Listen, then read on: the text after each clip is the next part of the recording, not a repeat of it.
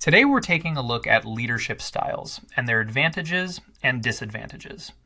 A leadership style can be described as the specific way a leader interacts with employees who receive instructions. In other words, it refers to the characteristic behavior a leader shows toward employees who take direction, similar to the classic boss-employee relationship. Leadership styles are usually categorized either by focus, task-oriented or people-oriented, or by method, authoritarian or cooperative. Task orientation and authoritarian leadership, as well as people orientation and cooperative leadership, can be distinguished from one another, but they are still somewhat connected.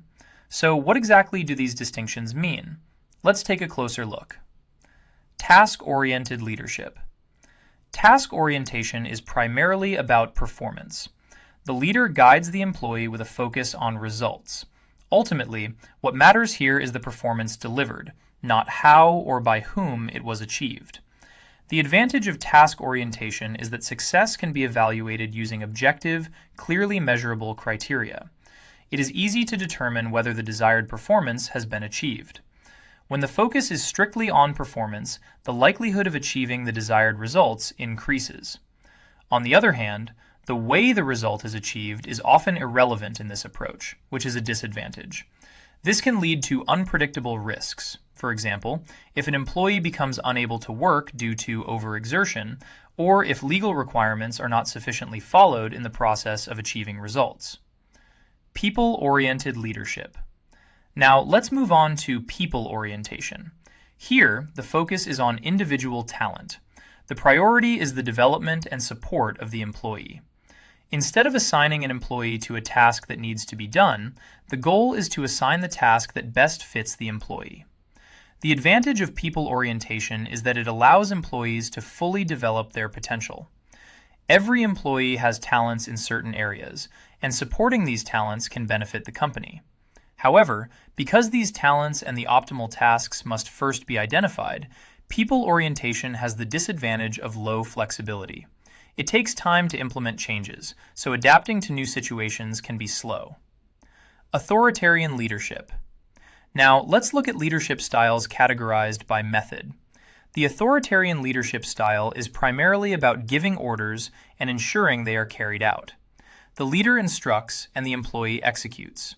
Communication is usually short and direct.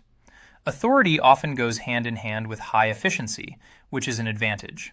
Orders are carried out immediately, without needing to be reviewed or approved. The leader decides what they believe is right, minimizing the time between instruction and execution. The disadvantage of authoritarian leadership is the risk of demotivation.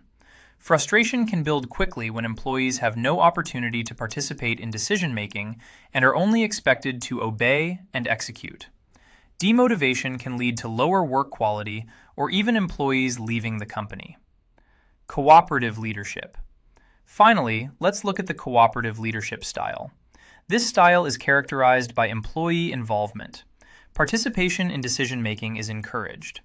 Goals are approached together, and communication is usually supportive and detailed.